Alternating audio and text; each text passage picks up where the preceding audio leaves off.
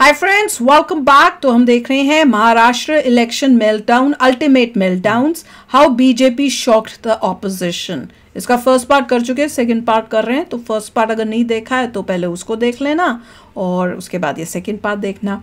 और अगर आपने जो दूसरे दो चैनल्स हैं उनको भी सब्सक्राइब नहीं किया तो उनको भी सब्सक्राइब कर लेना, लिंक्स हैं डिस्क्रिप्शन बॉक्स में। अगर आपको वीडियो पसंद आता है प्लीज लाइक एंड शेयर। चलिए शुरू करते हैं।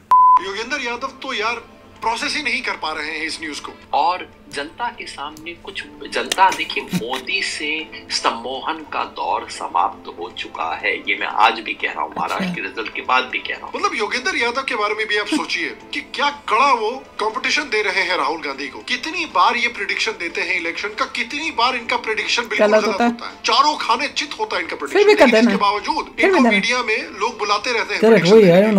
स्टैंडर्ड है भाई साहब। अब देखिए मेल्टडाउन्स तो हमने इनके काफी एंजॉय किए, लेकिन जरा इस इलेक्शन के बारे में सीरियसली भी देखते हैं। बीजेपी ने और महायुति ने ऐसा क्या किया है जिस वजह से उनको इतनी बड़ी जीत मिली है महाराष्ट्र में। जबकि कई लोग कह रहे थे कि महाविकास आघाड़ी जीतने वाली है, कई लोग कह रहे थे कि ये बहुत टाइट इलेक्शन होने वाला है। अब देखिए इसके पीछे there is a few important reasons.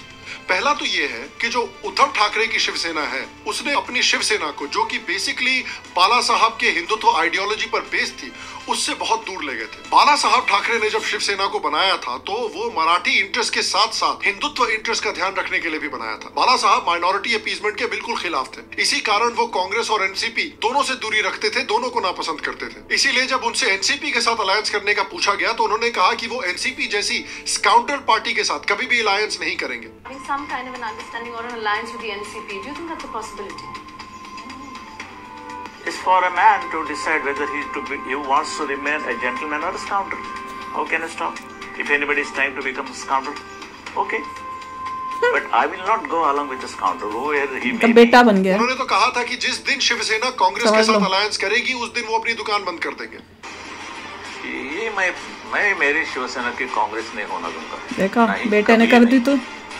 और मुझे जब मालूम होगा कि हो रही है I will close my shop. लेकिन उद्धव ठाकरे ने जो बाला साहब कहते थे बिल्कुल उसका उल्टा किया है, और इसी वजह से शिवसेना ने अपने कोर सपोर्टर्स को एलियनेट कर दिया है। और बीजेपी के देवेंद्र फडणवीस और एकनाथ शिंदे ने इसका पूरा फायदा उठाया है और हिंदुत्व वोटर बेस को अपनी तरफ कंसोलिडेट कर लिया है। योगी का बटेंगे तो कटेंगे और मोदी का एक है तो सेफ है वाला स्लोगन को अपनाकर। इसीलिए तो शिवसेना के 75% एमएलएज ने उद्धव को छोड़कर शिंदे की शिवसेना को ज्वाइन कर लिया था। दूसरा रीजन है बीजेपी ने और महायुति ने अपीसमेंट पॉलिटिक्स को काफी जोर से काउंटर किया है। जैसा कि मैंने कहा, बीजेपी ने दो बड़े मंत्र दिए हैं पब्लिक को, बटेंगे तो कटेंगे और साथ है तो सेफ है। एक तरफ आप देखिए कि महाविकास आघाड़ी है जो ओपनली माइनॉरिटी अपीसमेंट कर रही है, जो वक्फ बोर्ड अमेंडमेंट बिल के खिलाफ थी, जो मुस्लिम्स के लिए रिजर्वेशन लाना चाहती थी, जिनको दिवाली को सेलिब्रेट करने से प्रॉब्लम हो रही थी, जिनके रैली में भगवे झंडे से ज्यादा हरे झंडे दिखाई देते थे, जिनके राज में पालघर के साधुओं को मारा गया था, जिस महाविकास आघाड़ी ने इन पालघर साधुओं को मारने वालों को बचाने की कोशिश की थी एलिजिडली।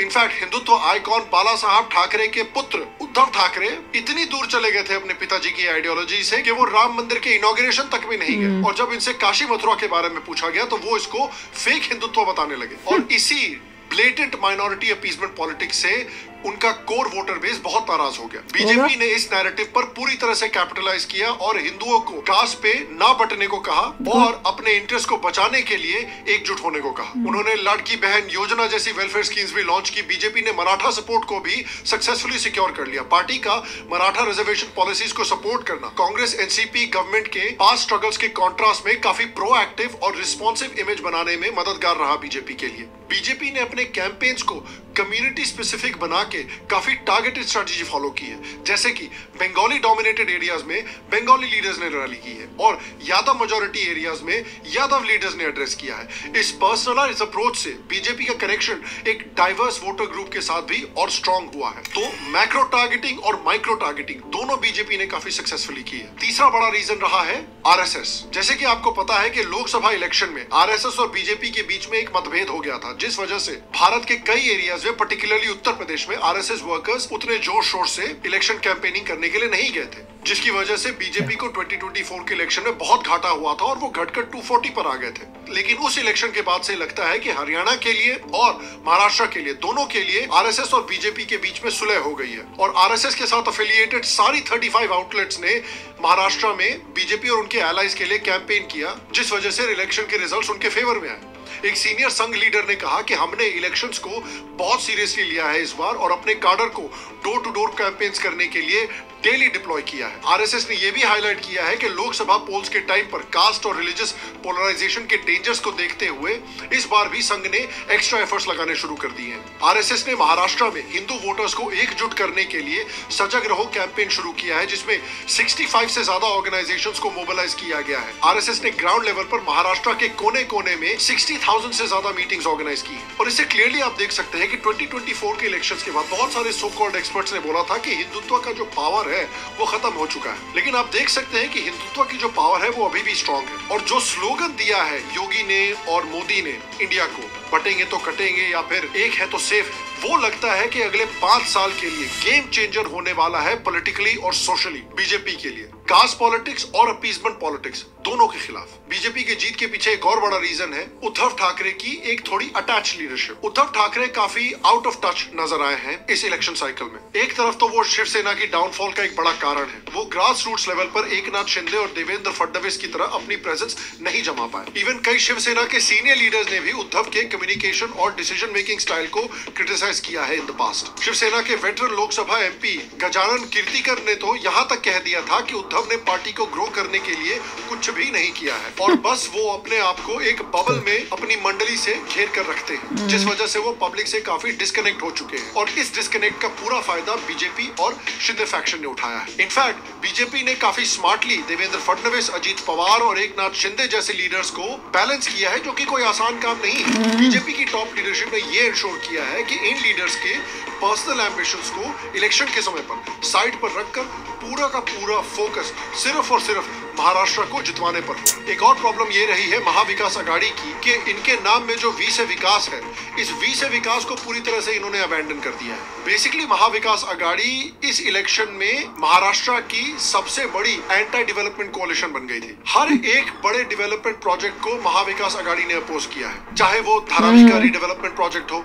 जो एशिया के सबसे बड़े को पूरी तरह से ट्रांसफॉर्म करना चाहता था और वहां के लोगों को बेहतर इंफ्रास्ट्रक्चर, बेहतर कम्युनिटीज और बेहतर डेवलपमेंट अपॉर्चुनिटीज प्रोवाइड करना चाहता था।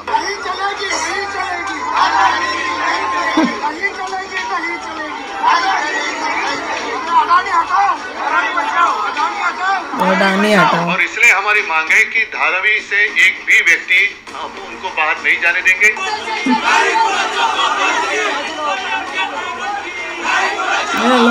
If you have almost 100,000, 1 lakh people or 1 lakh families in Dharavi who are ineligible, then firstly who are you making or redeveloping Dharavi for? उसको उद्धव ठाकरे और एमवीए ने अपोज किया। मेट्रो कार शेड की development रुकवाई, metro project पे अड़ंगा डाला, bullet train projects के खिलाफ अर्जी, लैंड एक्विजिशन की अप्रूवल नहीं दी, एमटीएचएल प्रोजेक्ट को डिले किया, कोस्टल अच्छा काम होएगा ना, डिले किया। इस वजह से उद्धव ठाकरे और एमवीए के ऊपर एक एंटी डेवलपमेंट लीडर होने का टैग लगा और जिसका खामियाजा उनको इस इलेक्शन में भुगतना पड़ा। और जहाँ तक यूपी की बात है, यूपी की जनता 9 की 9 सीटें भारतीय जनता पार्टी को हरा रही है। एक रहेंगे तो नेक रहेंगे।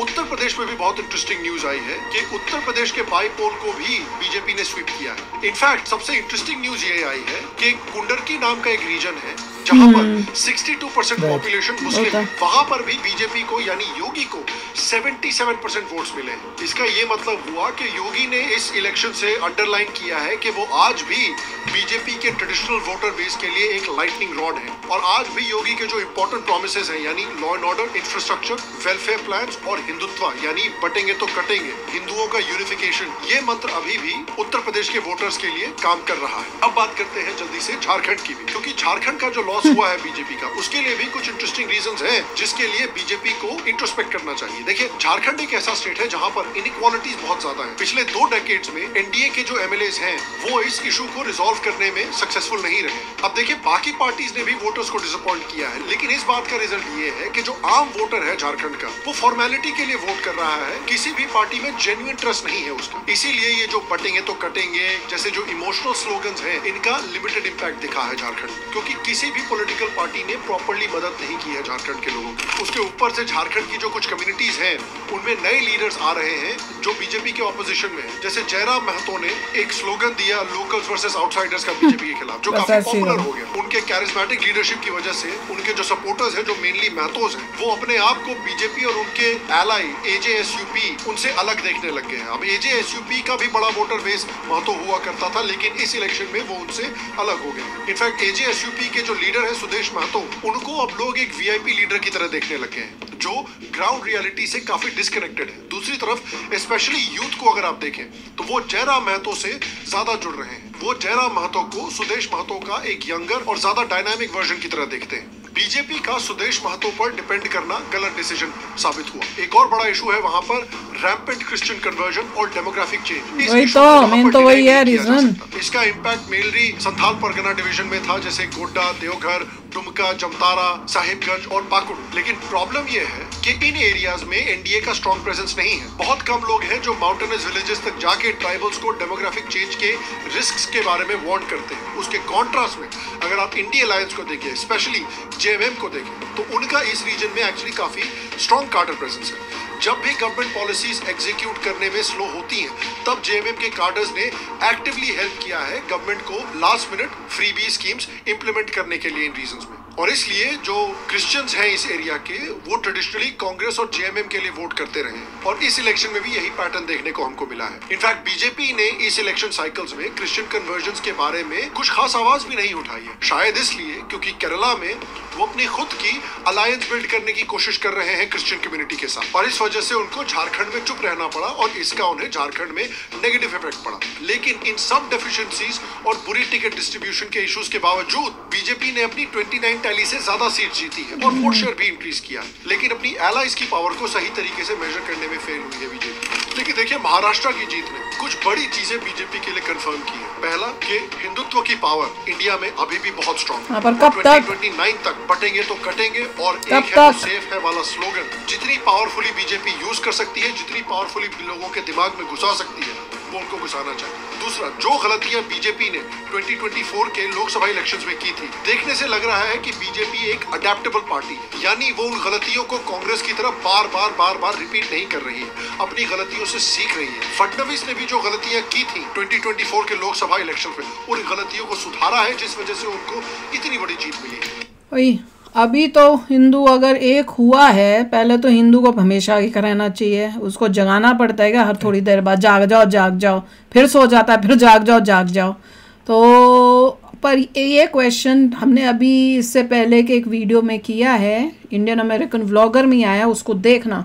सबसे पहला शायद वीडियो होगा आज के दिन का, चेक करना, जिसमें शेयर किया है कि 2050 2070 में क्या होगा, अभी मेजॉरिटी में कौन है और तब तक कौन मेजॉरिटी में होगा, तब बताओ क्या होगा। करेक्ट। तब क्या करोगे?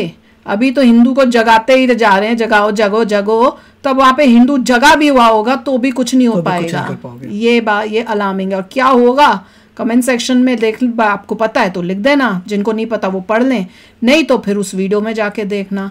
और दुख की बात है कि मैं ये देख रही हूँ कि अब हर जगह पर मतलब इंडिया की डेवलपमेंट की बात तो हो नहीं रही, सिर्फ मतलब एक दूसरे से मतलब बांट के कि भैया ये आउटसाइडर है, ये इनसाइडर है, तो हम आउटसाइडर, जो आउटसाइड इनसाइडर की बात कर रहा है उसको वोट देंगे, वो मुस्लिम की बात कर रहा है तो हम मुस्लिम उसको वोट देंगे, ये हिंदू की बात कर रहा है तो हम हिंदू को वोट देंगे। देश की तरक्की की बात खत्म ही होगी। और वो इसलिए हुई क्योंकि लास्ट इलेक्शन में मोदी जी देश की तरक्की की बातें कर रहे थे, ऑपोजिशन ने अपने गंदे काम शुरू कर दिए, और उस वजह से वोट वैसा आया नहीं रिजल्ट कि मोदी जी देश की तरक्की की बातें कर सकें। और मजबूरी में अब मोदी जी को भी उसी लाइन में जाना पड़ रहा है कि लोगों को जगाएं कि अरे जाग जाओ। देखिए, अगर बीजेपी एग्रेसिवली अपना एजेंडे को नहीं आगे लेके आएगा, then it will be a big problem for future देश के लिए। सारी बार भी अगर ऐसा हुआ बीजेपी मेजॉरिटी में नहीं आया, फिर बस फिर तो लोगों को अपने ऊपर ही ब्लेम लेना पड़ेगा, फिर मत बोलना कि हाँ कि डाउन द लाइन 2060 में मत रोना, फिर मत रोना, क्योंकि जो फ्यूचर अभी दिख रहा है ना कि क्या होगा देश का, वो इतना अलार्मिंग है, इतना डरावनी खौफनाक है कि आप समझ नहीं रहे हो कि कितना इम्पोर्टेंट है। और बीजेपी को फुल फ्लेज मेजॉरिटी में होना चाहिए, पूरी उसको सपोर्ट देनी चाहिए ताकि वो सारे इंपॉर्टेंट डिसीजंस जो हैं धड़ाधड़ कर ले, क्योंकि हर एक जो मिनट वेस्ट हो रहा है वो देश के लिए खतरा पैदा करेगा। तो चलो यार, आप भी शेयर करना अपने थॉट्स। चलते हैं, मिलेंगे नेक्स्ट वीडियो में बहुत ही जल्द। Till then take care and bye bye. तो अगर आप मेरे इस चैनल पे नए हो तो जल्दी से सब्सक्राइब के बटन को हिट करो और बेल आइकन को क्लिक करो ताकि आपको मेरा जब नया वीडियो मैं लगाऊं आपको उसके बारे में जल्दी से पता चल जाए।